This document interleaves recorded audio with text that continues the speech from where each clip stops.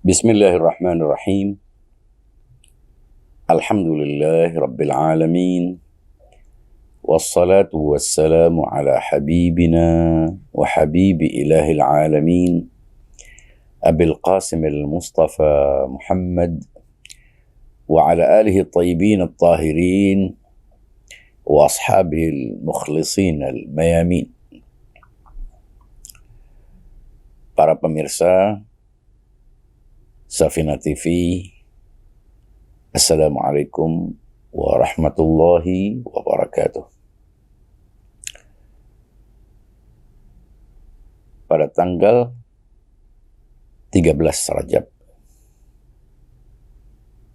Al-Imam Amirul Mukminin Ali bin Abi Thalib dilahirkan.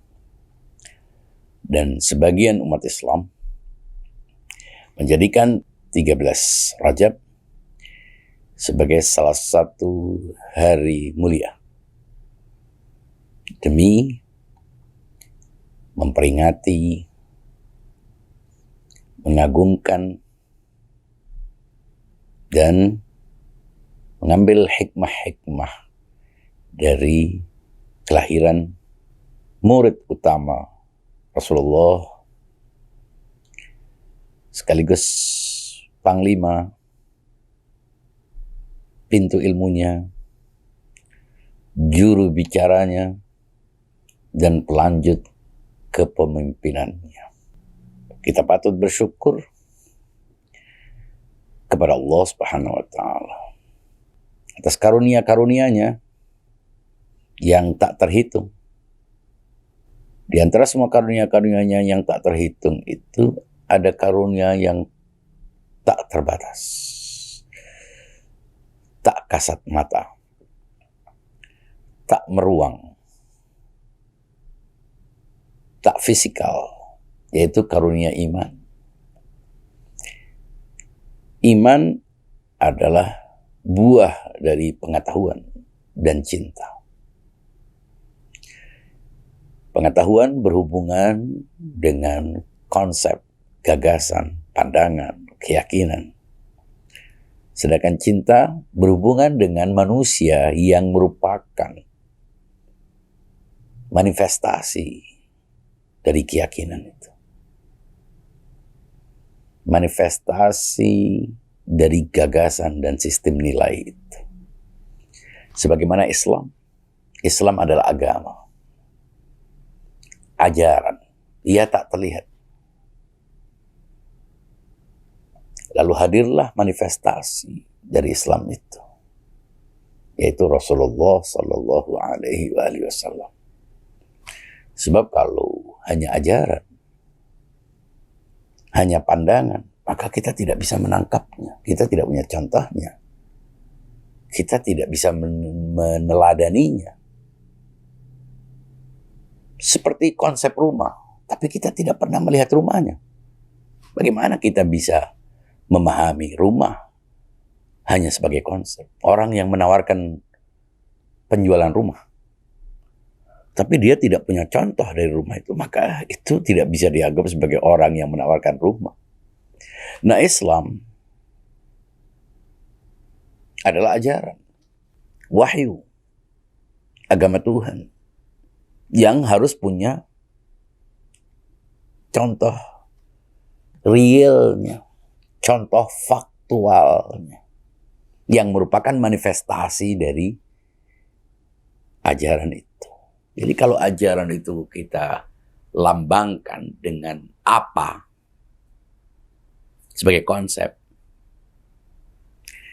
maka kita perlu siapa dari ajaran itu.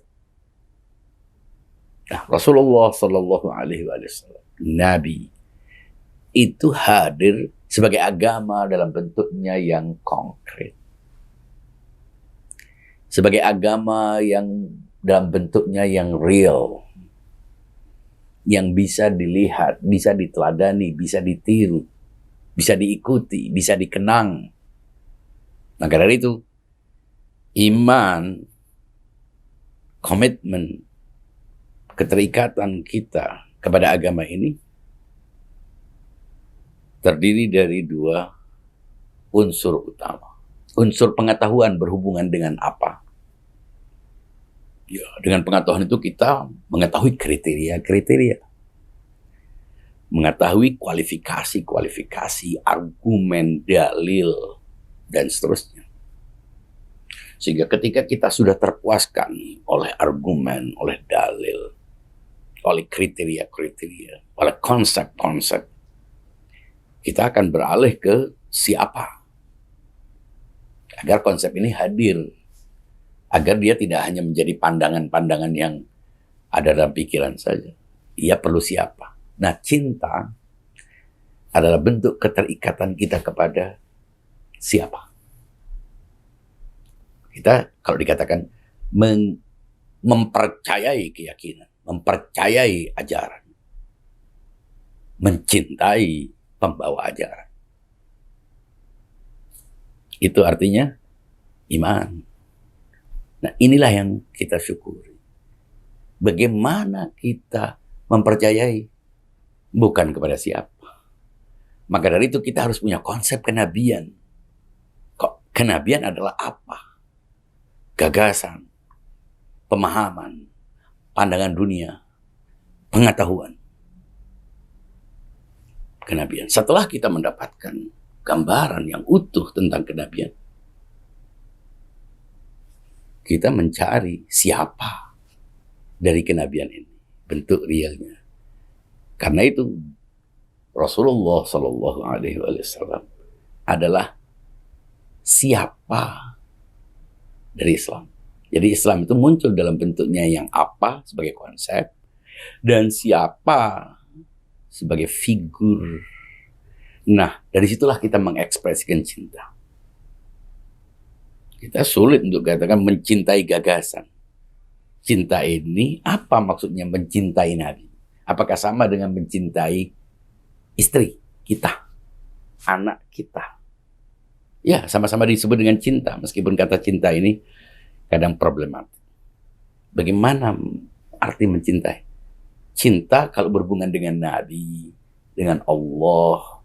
Istri cintai ulama, apakah berarti dia sama dengan mencintai suaminya? Enggak. Arti patuh.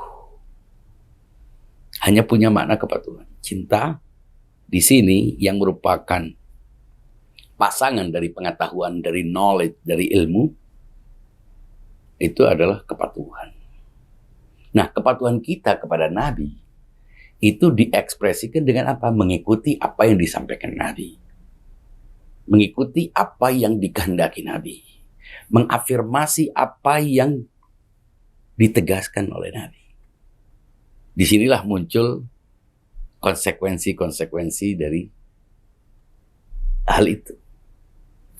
Nah, mengapa sekarang sebagian umat Islam, terutama pengikut Ahlul Bait, memperingati 13 Rajab, memperingati kelahiran Ali bin Abi Thalib.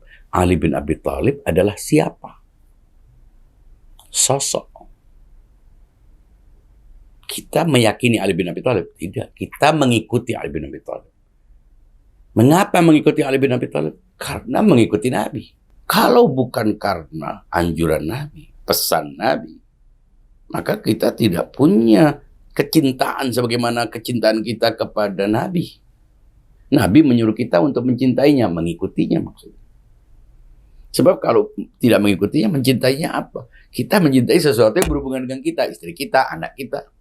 Mencintai sesuatu yang di luar sana, tidak berhubungan dengan kita. Itu artinya kita mengikutinya.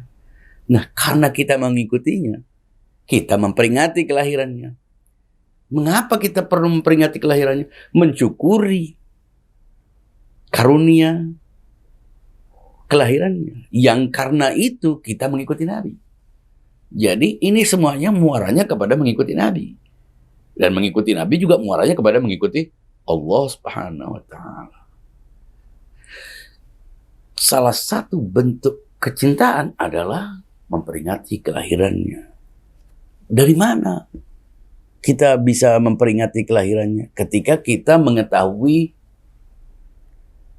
episode dalam hidupnya yang bisa kita teladani. bisa kita refleksikan dalam kehidupan kita. Tentu, karena dia adalah contoh yang sempurna, kita tidak bisa menduplikasinya secara sempurna. Apa yang paling urgent, apa yang paling penting, apa yang paling fundamental, itulah yang kita terima. Itulah yang kita ambil. Banyak ucapan-ucapan Imam Ali bin Abi Thalib yang sudah diketahui oleh banyak orang. Di-share, dikutip. Mutiara-mutiara hikmah yang sangat dalam, yang melampaui zaman. Dia di zaman dulu tapi sampai sekarang masih relevan. Tapi yang lebih penting dari men-share, membicarakannya adalah memastikan bahwa ini semuanya berlatar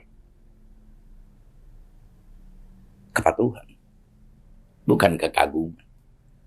Banyak orang mengagumi Ali bin Abi Thalib dan tidak mesti mengikutinya. Kekaguman, kagum itu hanya menunjukkan bahwa mengakui keunggulan seseorang. Dan itu bisa dilakukan semua umat Islam, bahkan mungkin banyak di luar umat Islam yang mengagumi dia, bukan mengikuti. Kita mengapa memperingati kelahirannya? Ini karena kita mematuhinya. Bahwa agama Allah Subhanahu wa taala yang diperkenalkan oleh Nabi Muhammad sallallahu alaihi wasallam itu dilanjutkan oleh Al-Imam Amirul Mukminin Ali bin Abi Thalib. Yang karena itu kita mengikutinya, yang karena itu kita memperingati kelahirannya, yang karena itu kita memperingati kesyahidannya dan seterusnya. Jadi memperingati Ali bin Abi Thalib, memperingati kelahiran Ali bin Abi Thalib karena Nabi. Mengenang kesyahidannya karena Nabi. Mencintainya karena Nabi, mematuhinya karena Nabi, meneladaninya karena Nabi, mengutamakannya karena Nabi. Bukan karena dia sendiri. Tidak mungkin Ali bin Abi Thalib memperkenalkan dirinya sendiri. Tidak mungkin itu. Dia diperkenalkan oleh Nabi. Dan karena itu banyak riwayat-riwayat yang sebetulnya dalam sejarah sudah banyak disensor. Yang sampai kepada kita itu yang tersisa, yang terlewat dari sensor. Salah satunya adalah yang populer. Ana Madinatul Ilm wa Aliyun babuha. Aku adalah kota ilmu, Ali adalah pintunya. Hanya sekilas sepertinya pujian. Sehingga karena pujian, ya biasalah mertua kepada menantu. Atau ayah angkat kepada anak angkatnya. Atau karena kedekatan saudara misan atau apa ya. Sekedar untuk memberikan motivasi. Sebagaimana kita memuji anak kita yang sebetulnya biasa-biasa saja. Tapi untuk motivasinya supaya lebih bersemangat, lebih berprestasi, kita puji. Apakah pujian Nabi kepada Ali bin Abi Thalib sebagai pujian begitu? Oh, bukan Nabi namanya. Itu kan berarti tidak didasarkan pada fakta. Kan ada bohongnya kalau orang muji-muji itu. Tapi Ali bin Abi Thalib dipuji, ditegaskan sebagai pintu ilmu Nabi. Jelas bukan pujian yang tujuannya memotivasi. Motivasi berarti belum mencapai itu. Ali bin Abi Thalib sudah jadi. Dia adalah bukti keberhasilan Rasulullah dalam mendidik. Dia adalah karya teragung Nabi dalam dakwahnya.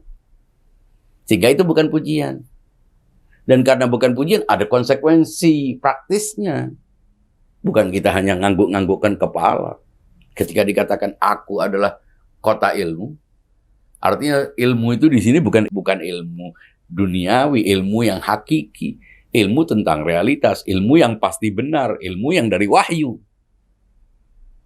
Kan tidak ada sesuatu yang di luar Nabi.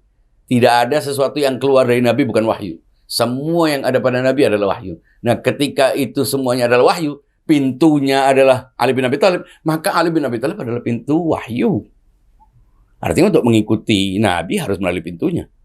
Untuk mengikuti wahyu yang keluar dari Nabi harus melalui pintunya. Dan Ali bin Abi Thalib ditegaskan sebagai pintunya. Ini bukan sekedar pujian.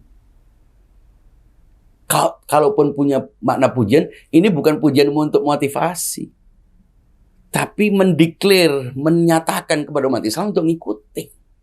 Untuk melewati itu. Pintu satu-satunya aku adalah Ali bin Abi Thalib. Lewati Ali bin Abi Thalib. Dan yang tidak mengikuti pintu ini, tidak mengikuti. Sebesar itu pengaruhnya. Satu riwayat saja, satu hadis saja sudah cukup untuk menjadi motivasi kita, menjadi alasan kita mengagungkan, mengutamakan menegaskan posisi Ali bin Abi Thalib sebagai juru bicara agama Nabi, sebagai penjelas tunggal ajaran Nabi. Dan karena posisi itulah kita rela dianggap sesat. Kita bahkan menghadapi intimidasi, diskriminasi, gangguan, dan seterusnya. Karena persoalannya bukan sekedar ingin beda. Bukan sekedar mau terlihat tidak sama dengan orang lain. Tapi karena semata-mata mengikuti Nabi. Yang kalau bukan karena Nabi, tak ada Ali bin Abi Thalib.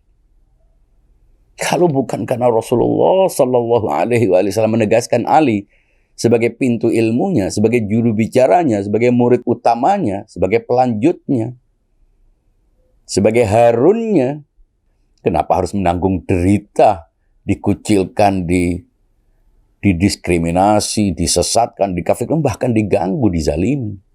Itu semata-mata kita mengikuti Nabi. Jadi kalau kita memperingati kelahiran Imam Ali, mengenang kesyahidan Imam Ali, itu semata-mata kembalinya kepada Nabi. Jangan pernah kita penggal-penggal. Ini satu kesatuan yang muaranya. Mengapa mengikuti Ali bin Abi Thalib? Karena mengikuti Nabi. Karena mengapa mengikuti para imam? Karena Ali bin Abi Thalib. Mengapa mengikuti Ali bin Abi Thalib? Karena Nabi. Mengapa mengikuti Nabi? Karena Allah. Semudah itu. Jadi kalau kita semuanya berkumpul, masing-masing di tempatnya, mungkin kebanyakan orang tidak memperingatinya. Tidak perlu kita canggung. Bukan kejahatan. Bukan sesuatu yang memalukan. Bukan aib. Tapi justru adalah kebanggaan. Di tengah umat yang mungkin tidak tahu. Tidak tahu karena tidak diberitahu. Atau karena takut. Walaupun bukan melakukan sebuah kejahatan. Tidak mudah orang memperingati Ali bin Abi Thalib. Banyak resikonya menyebut nama Ali bin Abi Thalib. Ya, padahal belum tentu mengikuti Ali bin Abi Thalib, belum tentu menegaskan Ali sebagai pemegang otoritas tunggalnya. Tapi tidak semua orang berani memujinya, mengutipnya, menyampaikan pandangannya. Setragis itu. Maka dari itu, kita patut bersyukur. Bersyukur apa? Bersyukur karena kita rela untuk menanggung derita, segala resiko, demi menegaskan bahwa Rasulullah Sallallahu Alaihi Wasallam adalah Nabi sepanjang zaman. Padahal dia sudah wafat. Memang fisiknya sudah wafat, tapi duplikatnya ada sepanjang masa. Demi membuktikan bahwa agama ini berlaku sepanjang masa. Agama Allah tidak ada expired. Liyudhirahu ala duni kullih walau karihal musyrikun. Karena itu saya mengucapkan selamat atas kelahiran putra Ka'bah Ali bin Abi Thalib alaihi salam. Sekian, wal afu minkum, wassalamualaikum warahmatullahi wabarakatuh.